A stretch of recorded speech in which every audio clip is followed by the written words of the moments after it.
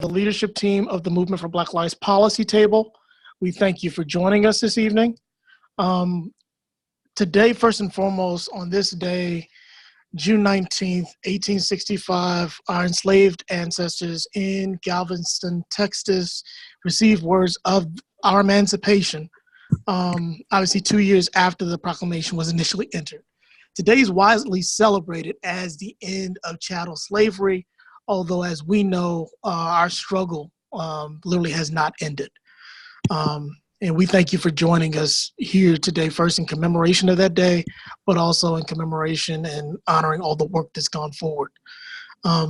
We join here now as part of the continuum of that struggle as the Movement for Black Lives approaches both a 5-year commemoration of the Ferguson uprisings and of our own existence. We're taking time this year to update and revisit the Vision for Black Lives platform. This discussion on reparations is the first of 6 that we will hold going into 2020. And we thank you for joining us as we introduce our own ideas around reparations. And tonight you're gonna actually hear some of the voices that have actually been leading the work for a number of years in the struggle and some of the more prominent voices in our movement. So today and every day, as we stand on the shoulders of our ancestors, as they guide our hands and have our backs in the struggle, we wanted to ground both the work that we're going forward with in terms of the Movement for Black Lives, but in our broader struggle. So tonight, we have joining us, first and foremost, the first voice that you're going to hear tonight is Nkechi Taifa, who will give us first a rundown on the hearing that happened this morning around HR 40 and give us some sense of the political moment. And then following her, we're going to hear the voice of Marian Kaba, who will help us understand what reparations is. And then immediately following Miriam, we will hear a voice from Sanyeka from MXGM, the Malcolm X grassroots movement, to give us some context on international struggles and what's happening with reparations. And from there, we will shift and look at some of the actual work that's currently taking place and the way it's actually being applied to policy. So with that, I will turn it over to Nkechi. Yes, Monteka, thank you so very much. This is indeed an auspicious moment that we find ourselves in. Indeed, the number of different activities I've been involved in just a day's time has been outstanding and astounding. My morning started with a 7 a.m. radio interview on reparations. It continued with a 10 o'clock a.m. historical hearing in the House Judiciary Committee on reparations. I'll talk more about that in a moment. Next at 1 o'clock was an unprecedented convening hosted by the National African American Reparations Commission, NARC, and the American Civil Liberties Union at Metropolitan AME Church on reparations. This same afternoon was an afternoon of panels and discussions by the Washington Bar Association and a prominent law firm on reparations. And just this evening, I just stepped out from presenting the J. Clay Smith Memorial Lecture before the Washington Bar Association, again on reparations. And right now, we're all participating in the Movement for Black Lives Policy Table on reparations. Tomorrow, I'll be in Detroit, Michigan at the NCOBRA National Convention on reparations. Also tomorrow, the Movement for Black Lives DC is hosting a debate on reparations. And there are likely countless other activities around the country, likewise at this time, focused on reparations. So this morning's hearing included witnesses Ta-Nehisi Coates, of course we know, author of The Case for Black Reparations in the Atlantic magazine, author Danny Glover, ambassador for the International Decade of People of African Descent, Dr. Julianne Malveaux, noted economist and commissioner of the National African American Reparations Commission, Katrina Brown, whose family was the largest slave trading family in U.S. history, Reverend Eugene Sutton, who advocated that the Episcopal Church, Diocese of Maryland, repair the breach of the legacy of slavery. Professor Eric Miller, who served on the legal team on behalf of the living victims of the 1923 massacre of the Black community in Tulsa, Oklahoma, and Cory Booker, who introduced the companion bill in the Senate. Now, there were two witnesses also called by the minority, who were basically apologists for stating that there was no need for reparations. But this has been an auspicious day. But let's not get it twisted. Although revolutionary activists worked closely on the formation of H.R. 40, it was not necessarily the preferred approach of entities like myself who were involved in the new African independence movement. I'm talking about back in 1989 when H.R. 40 was first introduced.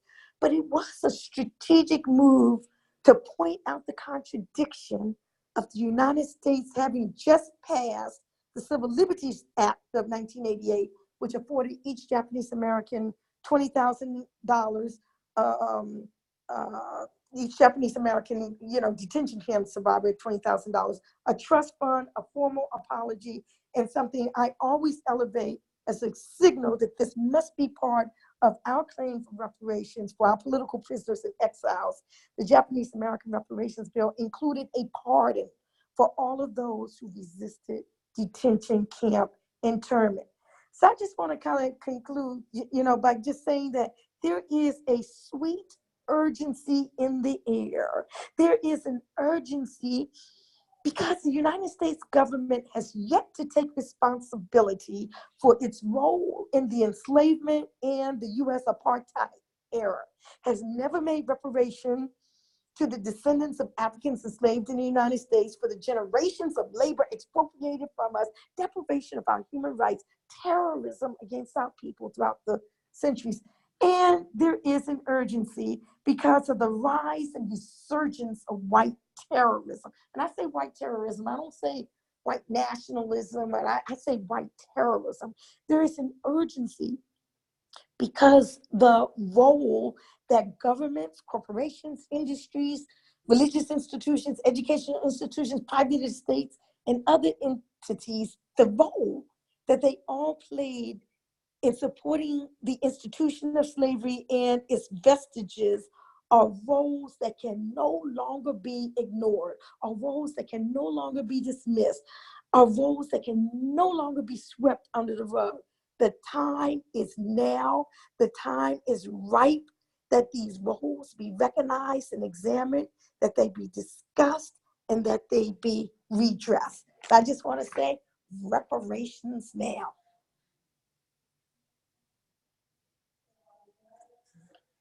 I'm going to turn it back over to you. Thank you, Nkechi. Okay, with that, I will turn it over to Miriam Kaba to talk us through what reparations is and what reparations is not.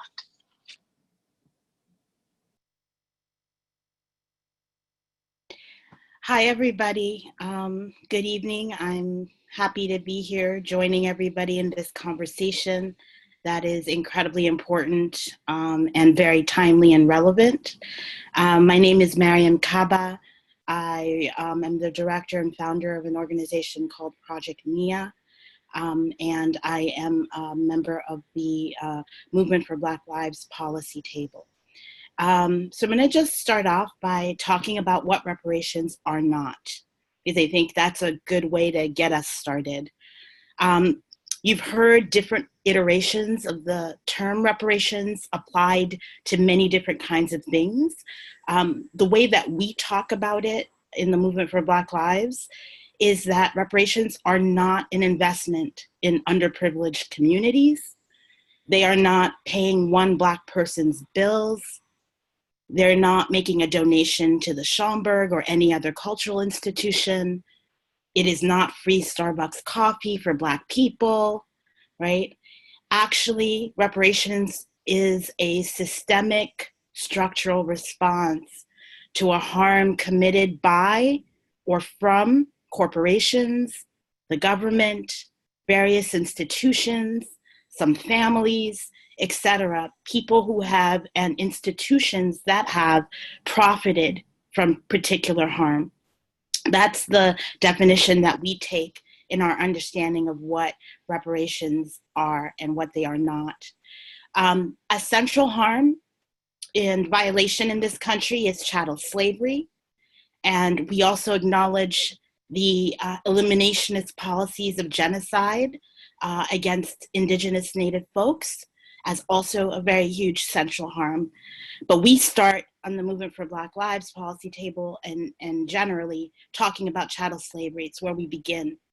I think I just want to do a little bit about that context setting, about the Atlantic slave trade, which was the largest forced migration in world history. Over 12 million Africans were captured and enslaved in the Americas. That's more than 80 per day for 400 years, just to give you some sense of scope. There's over 440,000 ships that brought enslaved Africans across the ocean. And for us, for our conversation, at least for the beginning of this webinar, we're talking about the United States mostly in the history of reparations within the United States. 3.6% of the total number of Africans who were brought to the Americas actually reached the United States. So it's a small number compared to the large scope of the Atlantic slave trade, but it's a huge number when you think of almost 400,000 Africans who arrived in the US between the mid-17th century to 1860. And those are the ones who survived the Middle Passage. And there are thousands of people who actually did not make it here. They were kidnapped, but did not make it through the Middle Passage. So we also uplift them and think of them as well. So what chattel slavery was a systemic structural form of labor economic exploitation, along with reproductive and sexual violence, which were key aspects. It was also racial dehumanization, racial terrorism, and violence. And so all those forms included no wages for work that was done, the forced separation of children, systemic sexual violence, violent denial of education, and so much more. So when you hear us talking about all the different places and spaces where the government and corporations and some families and others owe reparations, you get a general sense of the ways in which Black people, enslaved Africans were sublimated within this country. So on a lot of times when we talk about reparations, there are conversations about land, and we're really not going to get into that today, except to say that for those of you who've ever heard the slogan or the term 40 acres and a mule, that comes from an order that is called Special Field Order number 15 that was offered on January 16th, 1865, as the Civil War was entering its fourth year. A Union general named William T. Sherman issued the order, which confiscated as federal property a strip of coastal land that extended about 30 miles inland from the Atlantic, stretching from Charleston, South Carolina, south to Jacksonville, Florida. And the order gave most of the roughly 400,000 acres of land to newly emancipated enslaved people in 40-acre sections. And so the land became the basis of the slogan 40 acres and a mule. But this was a really short-lived kind of order and a short-lived promise to Black people because over objections of many, the president at the time, Andrew Johnson, overturned Sherman's directive in the fall of 1865 after the war had ended and returned most of the land along the South Carolina, Georgia, and Florida coast to the planters who had originally owned it. And so I always like to make sure that people understand that that false promise to make restitution to some Africans who had been enslaved, who became African Americans, is part of the kind of call for restitution, redress, and reparation that people are still holding today. So there's a long history of demands for reparations for slavery. Immediately after the Civil War, questions about how to address the conditions of the newly freed enslaved people emerged as particularly salient. There were demands for redress and then reparations that were consistently made. And importantly, I want to raise up the fact that Black women in particular were at the forefront of making these demands. One of those Black women is somebody who some of you may have heard the name of, but many do not know. And it was a woman named Cali House, who was a formerly enslaved person, or as she characterized herself, an ex-slave. She built and led a movement which began in 1897 to demand pensions for formerly enslaved people.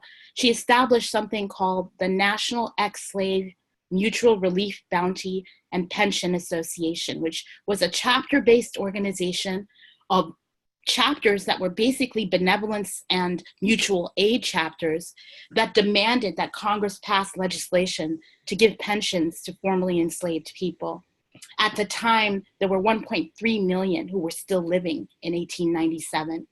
And what they had asked for, and this is a demand that Frederick Douglass supported at the time, was $12 a month for people who were over 80 years old and $5 a month for those under 50. By the time 1905 hit, this organization that I mentioned had over 300,000 paying due members. 300,000 paid due members. That was extraordinary. By 1917, after years of surveillance and harassment, the US government had prosecuted and jailed Cali House on false charges of mail fraud. You know, as you know, anytime Black people work together, band together to gain power and build power, the government has come and decided to basically use repression and criminalization and other forms of kind of violence in order to continue to subjugate us. Many chapter members of the National Ex-Slave Mutual Relief Bounty and Pension Association migrated from that association once Cali House was incarcerated and then released. Basically, they migrated to Marcus Garvey's Universal Negro Improvement Association. And because they resonated with his Pan-Africanist call for all colonial powers in the world to basically return African people's lands, to pay restitution for economic and cultural destruction, and more.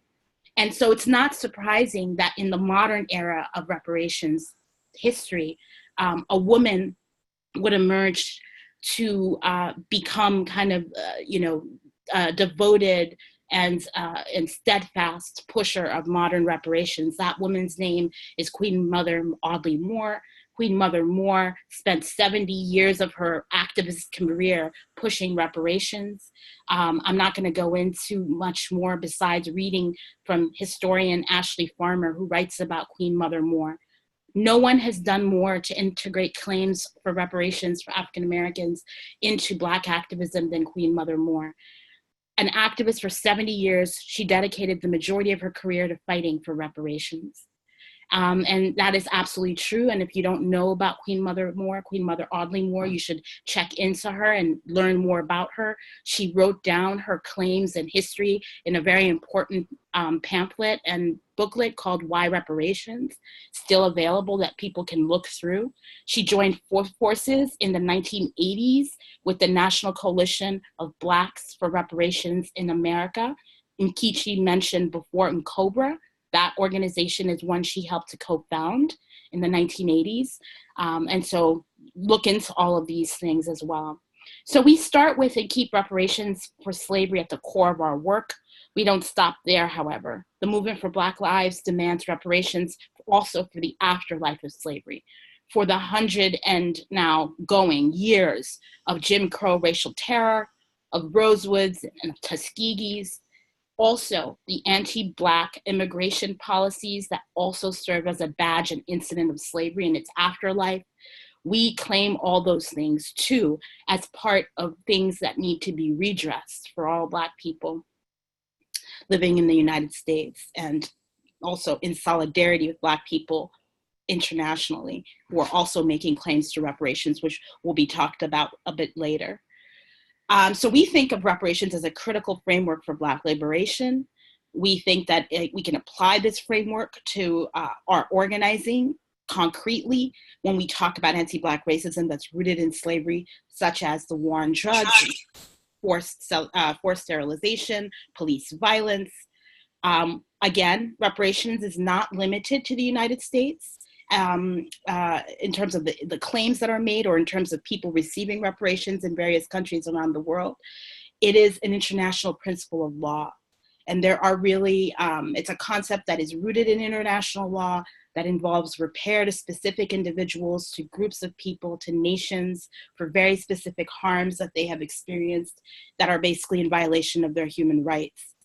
And reparations requires under international law 5 specific actions to restore the specific groups of individuals, communities, and nations that are directly impacted by the violation to the conditions they would have enjoyed had the violation not occurred. So the 5 things to always keep in mind: acknowledgement of harm, including official apologies, public education, and memorials; compensation for injury and harm, and for lost land, labor, property, relationships, culture, and spirituality; restitution, including restoration of victims' rights, property, and citizenship status; rehabilitation, including psychological and physical support; and cessation and guarantees of non-repetition, including reforming or eliminating laws and civil and political structures that led to or fueled the harm, including those that continue to do so today. So I don't have time because I'm at time basically, but I do want to just add in a couple of minutes that part of why I'm on this call is because I was part of an effort that took place in Chicago that won in 2015, the first and to this date only reparations in any municipality in the United States for police torture survivors. And what we did in organizing that campaign, which basically is a campaign that stands on the shoulders or kind of just, gets inspiration and ideas and its fuel from over 30 years of organizing that took place by torture survivors who were tortured by a man named John Burge and his Midnight Crew, his other officers. It's systematic, structural forms of torture. Those survivors who banded together to fight to make sure that people knew this happened to them and refused to allow themselves to be basically, disappeared. That them, their families, all the advocates and organizers and artists and everybody who came together to basically say that we needed a political response and a political solution to something that for years had been focused on a legal fight and a legal struggle. And so we used the UN's kind of 5 elements. We applied those, and we applied the concept of the apology and the memorial, compensation, rehabilitation, restitution in the forms of many things like access to employment and education. We applied those 5 ways of thinking about reparations in an international way to that campaign, and were successful. I would just end by saying the only part of the 5 elements that really we could not guarantee is that we could not guarantee the cessation and non-repetition of the harm.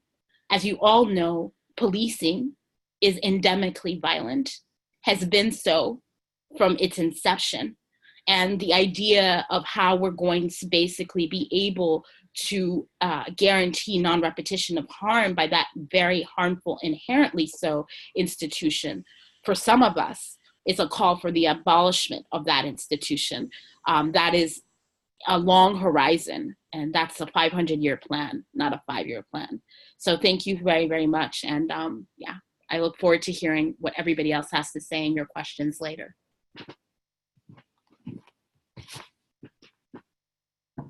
Thank you so much for that, Miriam.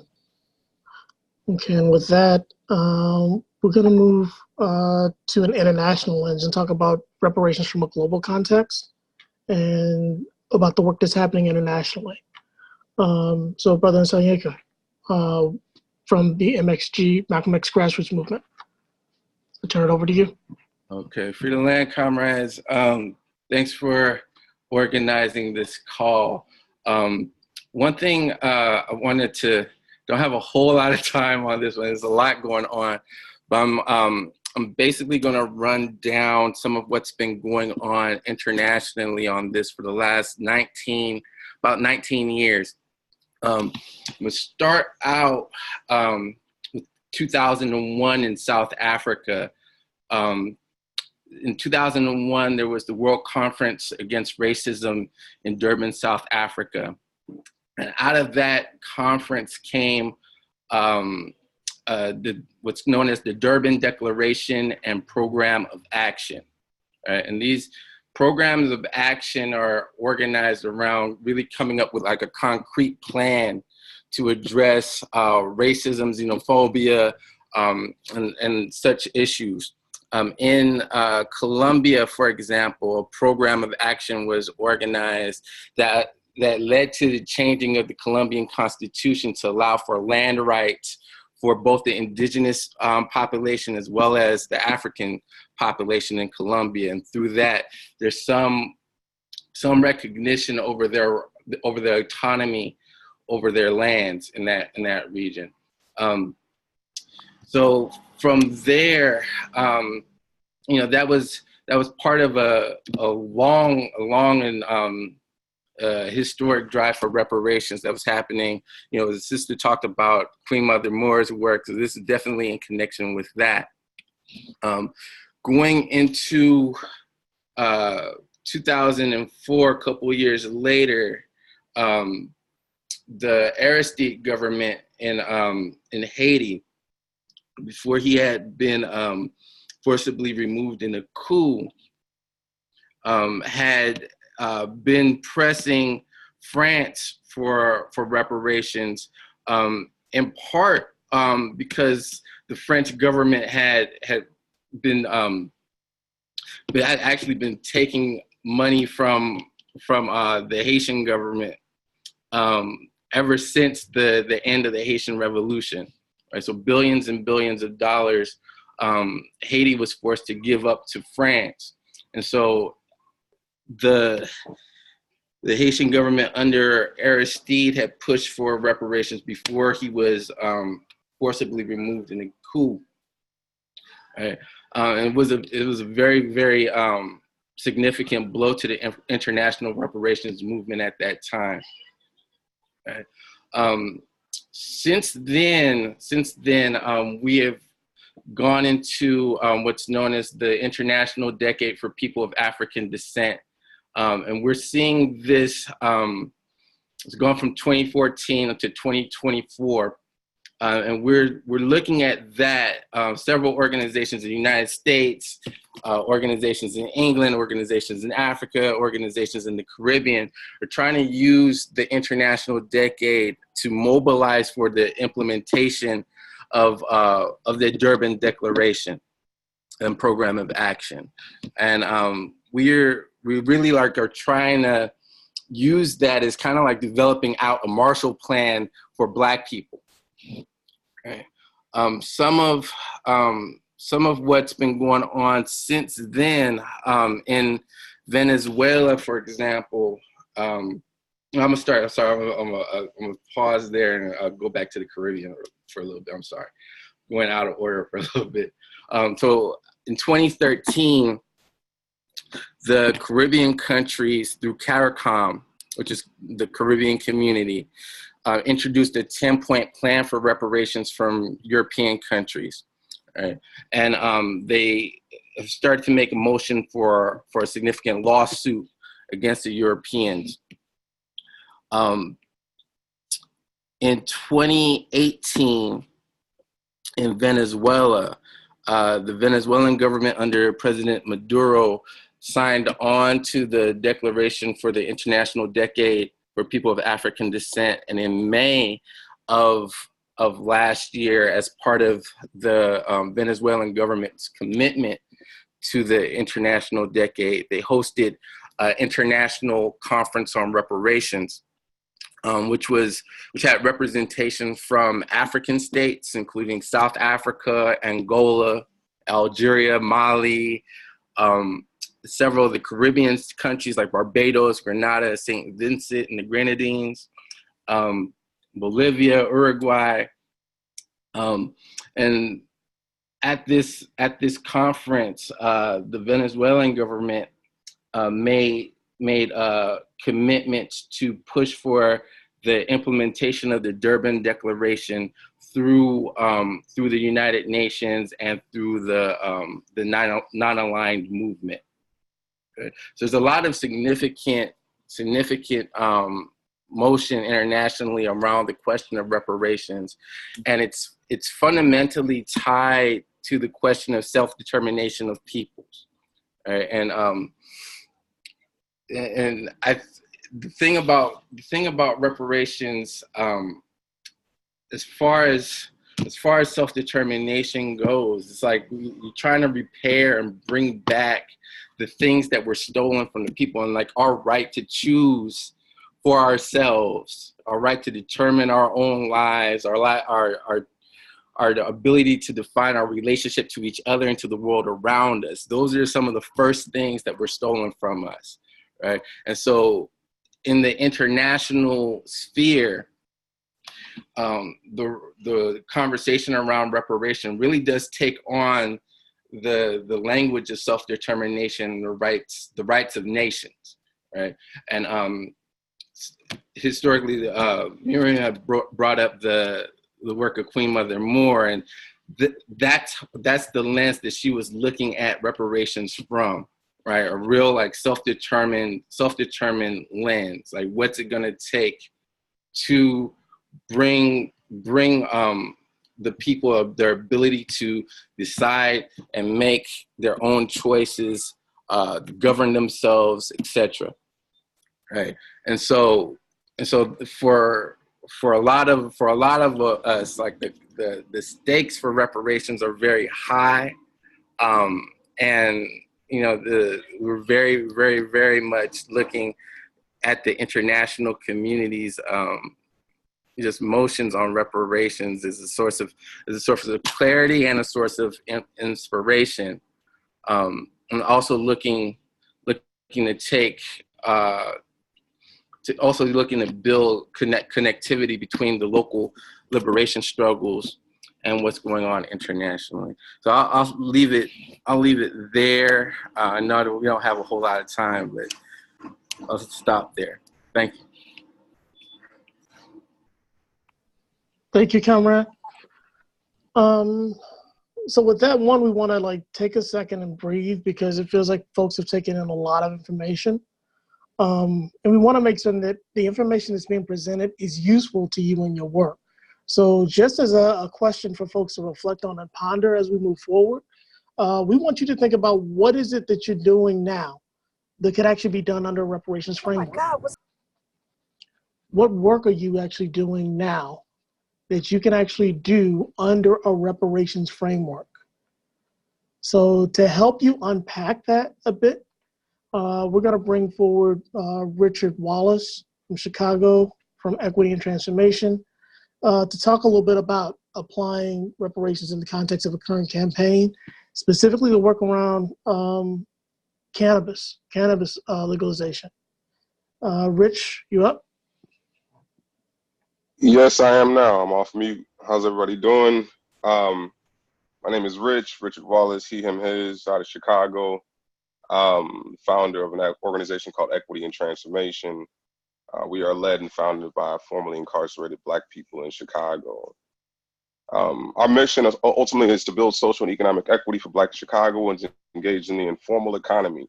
A lot of folks are like, what's the informal economy, right? The informal economy is a diversified set of economic activities, enterprises, jobs, and workers that are not regulated or protected by the state. Ultimately, we organize the hustlers, the streets, folks that are making lemonade out of lemons, which is historically how our people have had to survive post-slavery. Our core members identify as loose square folks, sex workers, street performers, hustlers. At the onset of the recreational cannabis legislation in Illinois, a leader of Equity and Transformation said, hell no, and saw cannabis legalization as a threat to their survival. We began reaching out to, we began researching the Illinois' current medical industry and realized that out of 55 licenses, the state of Illinois rewarded, not one of them or one of the recipients were black. There were people of color, but no one was black, which was alarming considering the war on drugs had ravaged black communities. In fact, nationwide, black Americans are almost 3.5 times more likely to be arrested for cannabis possession than white Americans, despite the fact that cannabis use is nearly the same between black and white Americans. And it's not shocking. In fact, it's the norm. Looking deeper into US history, you recognize the troubling trend of occupations that once existed in the formal economy that are legalized by the state. They don't retain black workers, right? You can look at bootlegging alcohol to liquor manufacturing today. You can't find a black liquor manufacturer. You can find black liquor brands like Effin and things like that. That's just a label, right? The actual manufacturing of the alcohol is not done by black bodies. So we set out to frame cannabis legalization in Illinois as a jobs fight, demanding an equitable transition of informal workers to the newly formed $9.5 billion industry that was heading for Illinois. On Friday, May 31st, Illinois became the 11th state to legalize cannabis, and the policy is being praised as one of the most equity-centric policies yet, right, around cannabis, right? Our organization, along with Southside is Organized for Liberation, Action Now, Grow Greater Inglewood, came together and formed the Pure Cannabis Coalition. And what we're able to win, essentially, is 800,000 folks are eligible for expungement.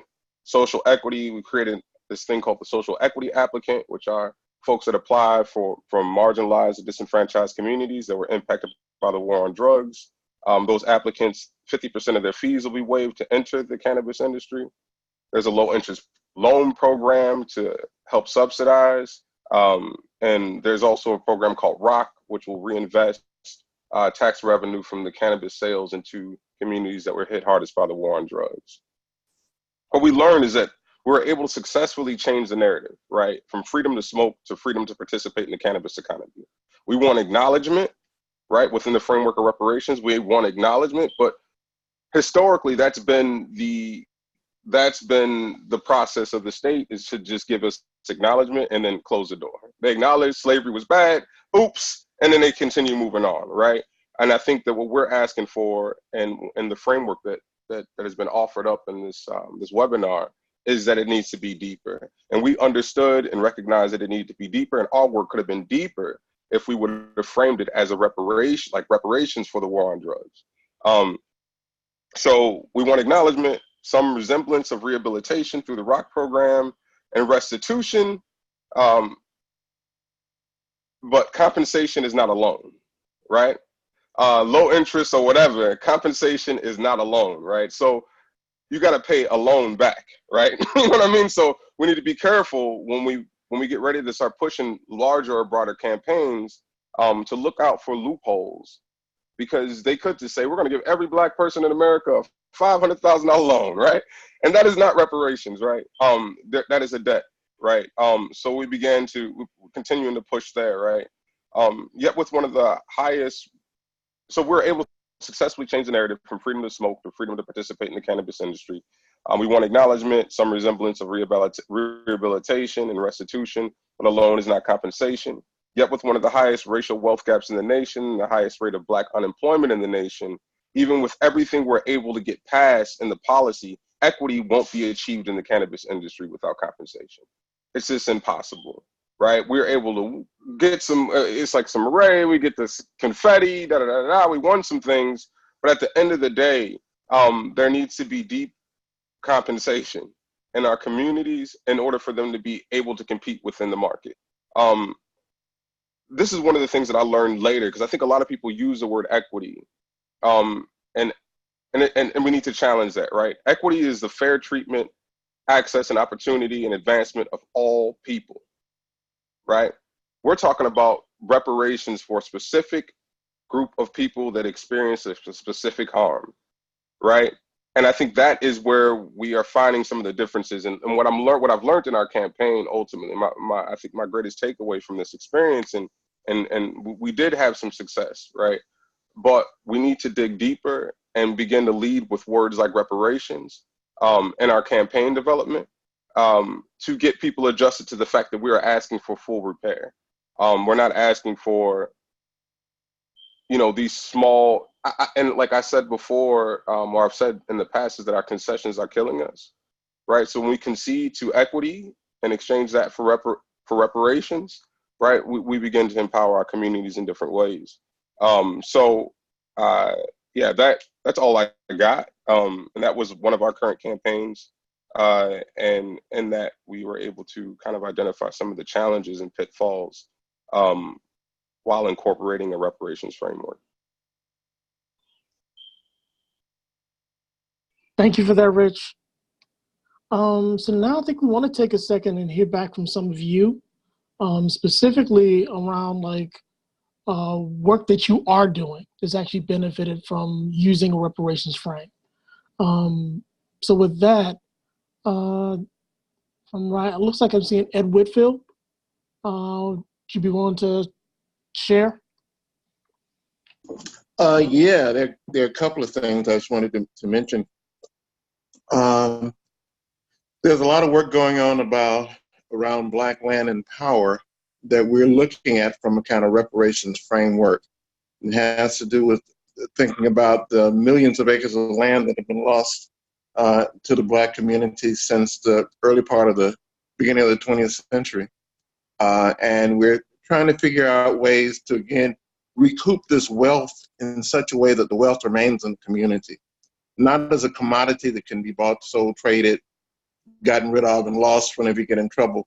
But that's why the whole question of developing community land trusts, take land off the speculative market and make sure that it's available for generations to come to our people who have everything to gain from having that kind of access to land, whether it's used agriculturally or residentially or for business development or all of the other many things that we need land for.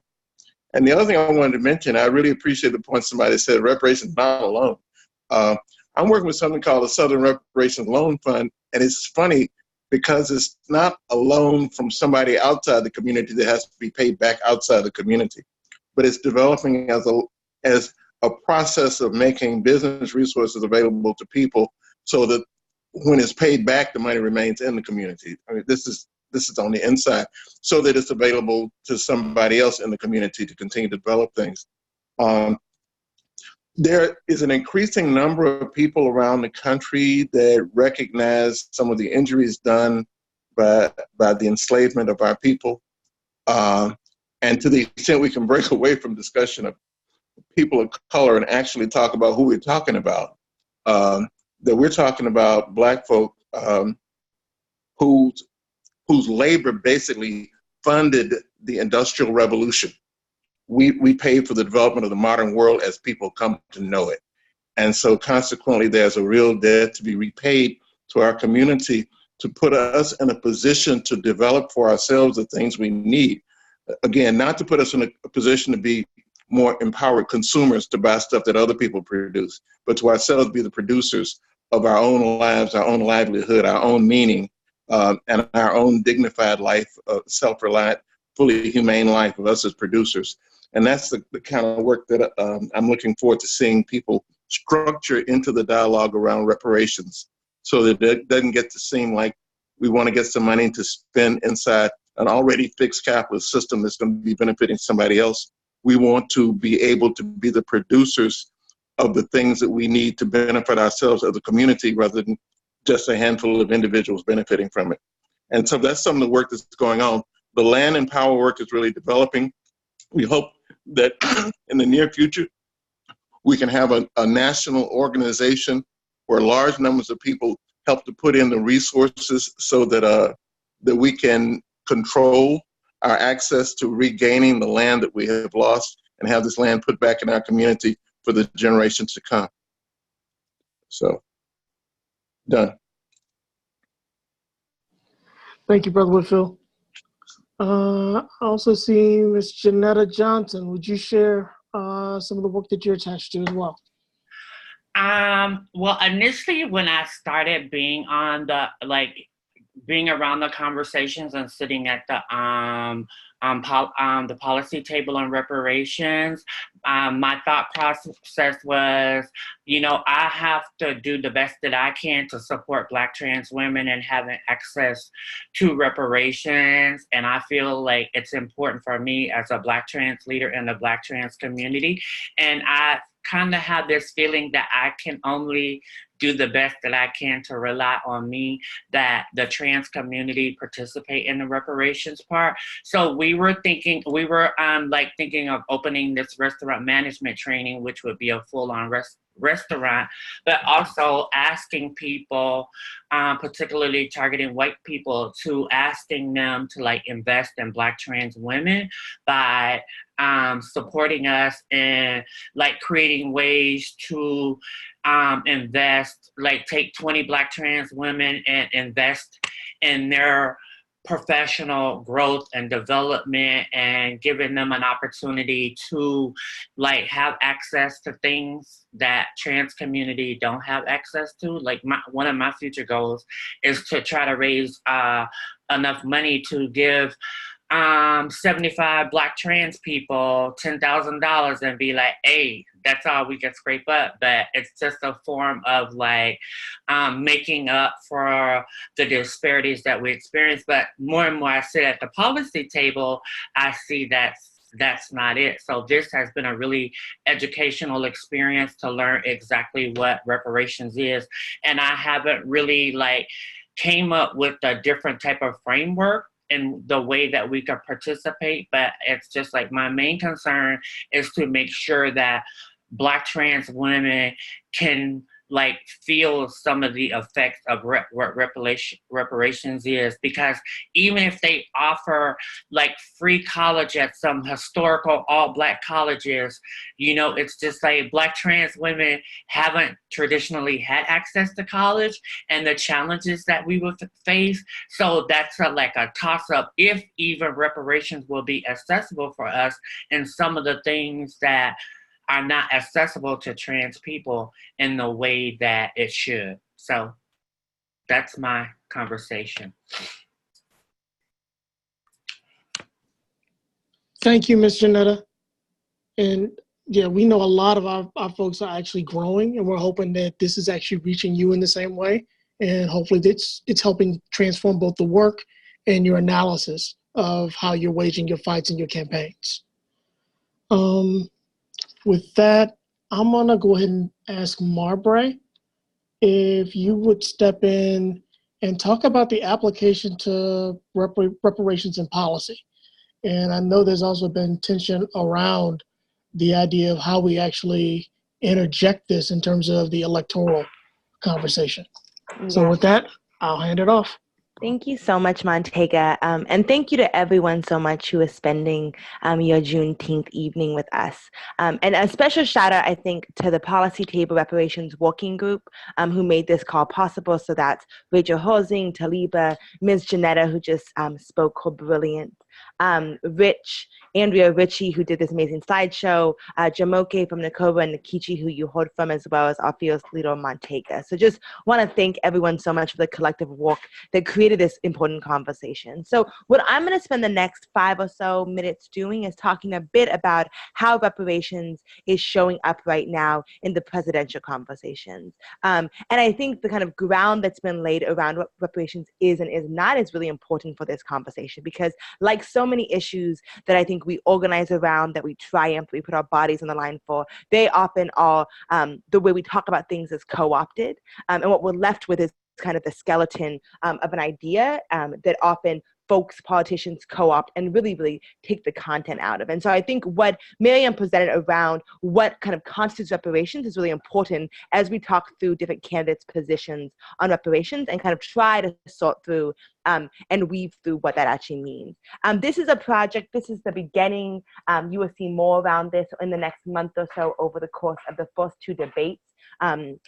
MVIA policy is working with the Electoral Justice Table. Shout out to Kayla Reed, who did a lot of the research for this, to really lay out the positions on reparations and make demands of the candidates to become more clear and to get more grounded in that rhetoric. And so we see a lot of candidates paying kind of lip service to this moment around reparations, but actually lacking real substance and lacking real intentionality around that. And so we are excited to work with EJP. We're going to have a video come out, and there'll be a website where you can actually track where the candidates stand on these issues, and we'll share all of that. But want to really thank Kayla Reed and Brittany Carter from L4BL, which is my organization, who have put lots of work into compiling this. So I want to start by just saying, there are a number of candidates. It's hard to imagine 4 years ago or 8 years ago or 20 years ago, the number of Democratic candidates who have come out in some ways and at least paid lip service to the idea of reparations and apologies for chattel slavery, right? It's been hundreds of years, and we've seen very, very little movement on that. And so I think it really is a tribute to the incredible organizing, the decades of organizing that has happened across the country that really has given birth to the reality that candidates are having to speak on reparations, having to show at least some support for it. Although a lot of candidates, and we'll go through kind of the list specifically, have voiced support for the study of slavery, chattel slavery, and beyond that with HR 40 and SR 1083, which is the Senate and the House bill that demand a study not only of chattel slavery and its implications for modern day economics, cultural, social, and psychological things for our people, but have also named the war on drugs and criminalization and Jim Crow as badges and continuations of that type of oppression that must also be studied and compensated for. And so a number of the candidates who we'll talk about have supported either the Senate bill or in some cases the House bill, and others who have not been in the Senate or the House have called for some sort of study. However, many have outright rejected the idea of cash as part of a reparations package, and almost all the candidates have conflated universal measures like baby bonds, universal income, Medicare for all as reparations, which, as we know from kind of the breakdown that Miriam does not actually get to reparations, right? And so things like universal health care for everybody, or things like baby bonds, does not acknowledge the specific harms against all communities that has happened. It does not guarantee non-repetition. In fact, as we know, when we create policies that are applied to everyone, very often Black communities and brown communities are left out of those policies and are undermined by them, right? And so we see over and over again candidates trying to equate universal policies with reparation policies, which we know are drastically different. And it's really important, we believe, to name the differences and be specific in who things address, and to acknowledge that throughout history, we have seen policies that are quote unquote meant to benefit all really undermine and perpetuate racial disparities. So I'm going to go through kind of each of the candidates or major candidates' positions on reparations really quickly. I think there's a slide for that. We'll see. But want to start with kind of the quotes that we've seen from folks like Julian Castro, who say things like, we know that there was compensation for slave owners. And so literally following the Civil War, folks who owned Black people as property were given compensation for losing slaves. And yet there was never compensation given to folks who were deemed property, whose labor was abused and exploited, and whose life was often taken, who were tortured throughout this period. And so I think folks like Julian Castro are acknowledging the clear hypocrisy of a system that literally, and I think this was mentioned by our MXGM comrades, where in the Haitian example, we have Haiti repaying France for decades around independence, and yet France never giving reparations for slavery, right? And so we see the same kind of pattern repeated in the US. And while Julian Castro has named that hypocrisy and supported HR 40, he has not proposed any specific measures for reparations, and in some speeches conflated mass expungement for marijuana convictions as a form of reparations. And so again, we don't think that alone constitutes reparations, right? Next is Marianne Williamson, who is a candidate who actually is the most clear supporter of reparations. She has a quote essentially where she says the reparations are necessary, that there was a mea culpa, so it is our fault that has to happen, and that it carries not only economic power but also spiritual force. And she says, whatever it costs, it's time to do this. She has committed between $200 and $500 billion allocation for reparations. And so that is the most specific plan that we've seen for any of the candidates, laying out a natural number. And next we have Senator Cory Booker, While Cory Booker is the sponsor of Senate Bill 1083, which you heard some of our comrades talk about HR 40, this is a bill that has been introduced for decades. It demands a studying of what the impact of slavery and now mass incarceration and Jim Crow are. It does not have any allocation of funds for that, but demands that there be a commission that makes recommendations. So Cory Booker, Senator Booker, has backed the Senate version of this bill, which is 1083. But I think it's important to say that he is probably one of the most guilty candidates of conflating universal things like baby bonds, in his case, for reparations. So he advocates for universal baby bonds that are dependent upon income, and says that this is reparations because it disproportionately impacts Black people, which we know is not a sufficient litmus test for reparations, but that is his claim, and that is reparations that he says he supports. Elizabeth Warren, I think, is in a similar position. She's been rather vague. She supported the idea of reparations for Black people. She said that it should also include reparations for indigenous populations, which I think was mentioned in the chat box and in the platform. We also are really clear about that we believe that as we talk about about land, that we have to remember and recognize that this is stolen land. And so what does that mean for our claims? So she has said that she thinks that it should be for Black and indigenous people. She, again, has nothing specific, and again has conflated the bill that she supports, the Housing and Mobility Act, that provides loans to first-time homeowners as an example of reparations. And so again, we see this conflation, this watering down, this vanilling of reparations to also equal any type of formative, positive, universal programs, which we know that it is not. We support those programs. We don't think they're reparations.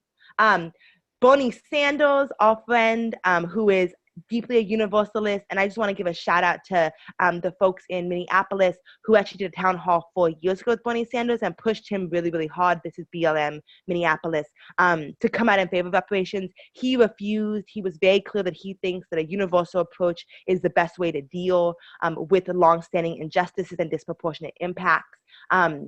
And he, across the board, has been uncomfortable talking about institutional profiteering off of Black people specifically. So has said things like, we don't want to cut Black folks' checks. We have to revamp and reform the banking industry, right? And so has tried to kind of connect these things and has a very universal approach, but does not recognize the specific impact or make attempts to not perpetuate ongoing disproportionate impact. Kamala Harris, Senator Harris from California, has also co-sponsored the Senate bill for reparations. She again has conflated a tax credit for low-income families as a form of reparations, and has made no comment on reparations for the thousands of folks who prosecutors like herself have put into cages over the last few years. And so kind of a lack of recognition of reparations for the ongoing mass incarceration and criminalization that has targeted Black people in the war on drugs, which explicitly targeted Black and brown people. And then last but not least that we're going to cover is former Senator and Vice President Joe Biden. Biden is perhaps the messiest of the candidates, not on the politically correct lip service truck. So although a few of his spokespeople have made kind of nondescript, non-committal comments around like, this is something that we should really study, we should look more into this.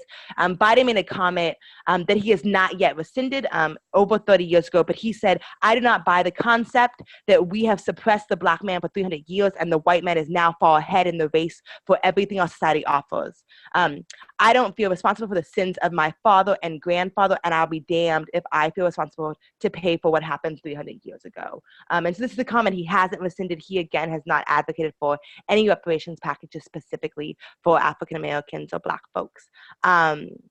And I think I want to just also mention de Blasio, because someone put de Blasio in the comment, and I think de Blasio is a really good case study in what we're seeing, which is that although candidates like de Blasio have supported studies and supported conversations at reparations, at this very moment de Blasio is pushing for the building of additional jails in New York City. And so we see over and over again that although there is this, I think, attempt at this moment, and I really think it is the amazing organizing that's happened across the country, that there's an attempt to pay lip service to the need to repeal the harms of slavery, that there is a lack of acknowledgement and a lack of commitment to creating forward-looking policy that actually does that. And that, as Miriam talked about and mentioned, really meets all 5 criteria of not only acknowledging specific harms, repairing those harms, and trying and guaranteeing non-repetition through those harms. So I'm going to stop there and pass it back to Montega. But again, there will be more on this. EJP and the policy table will be releasing a video and more information so you can actually track the candidates. Our hope is that this is a conversation at the upcoming debates and that we can actually get more committals from the candidates around what reparations might look like under their presidency. Thank you, Marbre. Okay, first, I do want to acknowledge like folks have been very active in the chat. Thank you for that. So one, I saw at least one comment that I definitely want to make sure I respond to. And if there are more like team, make sure you flag me and let me know. And then we'll get into some of the action steps we want to leave to folks for the call.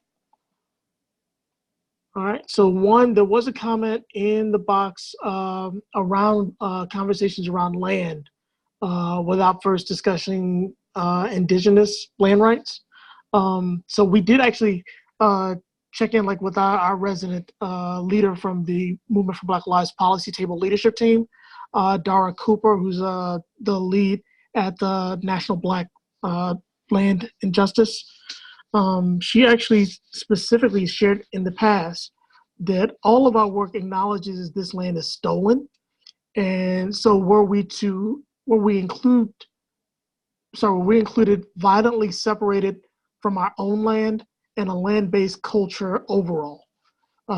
Justice, liberation, and reparations has to include the repairing of harm around the violent continued displacement of Black and struggle for sovereignty and land for indigenous comrades. Our demand for Black people's reconnection to land doesn't negate and instead contributes to indigenous rights for sovereignty. And just to note also in terms of like framing, one, we actually avoid the idea of whose claim comes first, both as an acknowledgement of the presence of anti-Blackness, but also just recognizing that we're not actually competing in these struggles. These are places where we're actually struggling together. But thank you for actually raising that point. And just to acknowledge like we do have a lot more work to do around land justice, especially in terms of reparations. But for those of you who are actually on the call, in this case, I'm looking at Marbury to ask, is this your piece or mine? Okay, so we do actually have some things that you can actually take action on. All right. Dope. So just loving the chat box and also seeing, I think Shayla Walker volunteering in the chat box to hold a conversation around reproductive justice and reparations. So Shayla, if it's cool and I'll send you a private message, happy to share that in the kind of follow-up notes we send for folks to reach out to you directly if they're interested in that. That's an incredible conversation. So we have some immediate kind of next steps that folks can take today. And then also, as Montega mentioned, this is an ongoing conversation. So first of all, there are bills in both the House and the Senate that would put together a commission to study the impacts of slavery, of Jim Crow, and of mass criminalization and make recommendations. This was how, it was a commission through the House that led to the Japanese internment, reparations, and so we see this has been a fight of folks for decades to introduce this bill, and it just recently has gained some popularity and has a Senate companion. And so we are asking folks, especially on Juneteenth, especially this week with these hearings going on, please call your senator to support Senate Bill 1083, which is the companion to the House Bill 10 or HR 40. And so please call your senator and your House member, let them know you support these bills and you want them to vote yes on them and champion them. Thirdly, and I think Miriam touched on this a bit, but some of the kind of most exciting action, most exciting movement around reparations has happened locally, both at the state level and at the hyper-local and county level. And so we really encourage folks to be thinking about and pushing for reparations locally. This might include a HR 40 or SB 1080 bill, 1083 bill in your own city. About 30 cities have done this to express support for those bills. It might also include a Slavery Disclosure Act, which Chicago and other cities have done to just show what the impact of slavery, what the profiteering has been on the city and the long-lasting impacts. You can also do this with the reparations fund that Philadelphia recently did, or create a municipal or state reparations commission to do your own study. And so we will, we actually have a toolkit coming out, which I'm going to tell you about in a second, but we will share examples of these bills and really encourage folks to do both statewide and local advocacy around this. Also, we encourage folks to organize a reparations conference, symposium, forum, or lecture. There are lots of reparations activists across the country, some of whom are on this webinar, who can speak to your organization. And so really encourage folks to just increase the knowledge and popular education around this topic and why it's so important. If you have questions about any of these or want support or assistance, please feel free to either email the policy table at m4blpolicytable@gmail.com, or Jamoke, who works for NOC and is happy to help and support folks in moving forward with any of these. We also will be releasing a toolkit on July 27th, which is Queen Mother Moore's birthday, that really details how reparations can happen locally, some case studies of reparations across the country, both national and local examples, as well as really concrete tools for how you actually can apply reparations locally, and examples of things like the Slavery Disclosure Act and other things. And so look out for that. That will launch on the 27th. We're hoping folks will sign up for teach-ins to teach that locally to their own communities and really use these tools to start these campaigns locally. We think that the kind of all politics is local politics. That's where this is going to pop off. And so I'm going to stop there. We have about 10 minutes. I don't know if folks have questions or thoughts or comments. Pass about to Montega for that. But want to thank y'all so much for joining. And again, look out for our candidate tracker, which will show y'all where the candidates are at with reparations, and also for our toolkit coming out in about a month. And happy and joyous Juneteenth. Montega, back to you. Thank you. Okay, I think we can take a couple minutes. Like if folks want to raise hands, and then I'm gonna ask our moderator to kind of help signify and put a couple folks in queue. I see a question around if there are any strategies from the cannabis or the Chicago campaigns that folks can share. So I don't know if folks are down to give like quick insights into those campaigns. Yeah, Rich, you still on the line? Yeah, I'm still on the line. Definitely down to share. I'll take a look and see where this comment was at and try to follow up. And I think one of the where did this just go? I'll just freestyle it, right? So I think one of the key pieces, right, is the idea that the equity is a destination, right? And that's one of the things because equity is I don't know where it came from in the last like 2 years, philanthropy said, we're going to use the term equity, right? So everything's equity right now. And in my mind, equity is the destination and reparations is a tool to get us there. And like not the other way around, right? Like you can't get to equity without reparations. So I think in the framing of whatever campaigns you all are planning to do, and specifically around cannabis legalization, I'll share everything with you. You know, and it was a comprehensive campaign. Like the being a tactician as an organizer is also extremely important, right? Leveraging your campaign on, you know, in deep research and pulling up the facts, because a lot of the elected officials were just not knowledgeable. I mean, and it is, I mean, some of it's like they just don't care to research, but then they also have a number of different bills that are coming across their desk. So how to show favor or interest in a specific policy is also important. And that's why sometimes research is definitely necessary. And then also, you know, organizing a base of folks that are actually impacted by that. That's the most important thing, is that, you know, the key to democracy, essentially a democracy means that if you're affected by something, you have a right to play. If a decision is being made that impacts your life, you have a right to play a role in how the decision is made. And although we don't have a true democracy in America, there's a semblance of it, right? Like you can bring folks from the community to your capital and discuss their issues with political officials. So I'll chat it up, or whoever, let me know, and I can pass you all the information that we have, and also people that you can possibly partner with for research.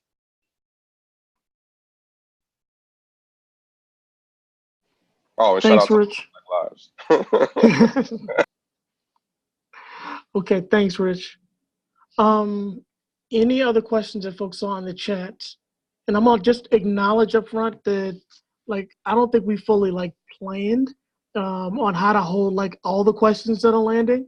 But as Marbury has noted, like there is a toolkit that will be coming out with a lot of like links, references, case studies, and stuff that folks can dig into. So some of what you're asking may be contained therein, but if not, I think we're going to try and actually respond to some of that here and see if there's actually ways that folks can actually, just by means of organizing, follow up with you later. Okay, team, anything else that we saw that we may want to try and hold while we're on today? I also, we're going to send out the video to everyone who registered. It will also be on the M4BL and Law for Black Lives website. And I think if there are specific resources, we'll also share the resources that were shared in the chat box by the panelists. But if y'all have specific resources you want us to also share, please just send that. You can send it to me. I'll put my email in the chat box right now. Okay. All right. If there's nothing else, then one, make sure that you make note of Marbury's email in the chat and keep an eye out. We will be rolling out the toolkit on, I think it's July 27th, is the anniversary of Queen Mother Moore's departure from this plane, her ancestral date. And you will see organizations within the ecosystem begin to actually do trainings in our communities around the country. We want this to just to be the beginning of the discussion. So this will go much deeper. This is just the first of many discussions we're hoping to have. So thank you for joining us tonight. Thank you for cutting out time on your Juneteenth. We hope this has been beneficial to you. Send love. Send love, team. Thank you. Thank y'all so much.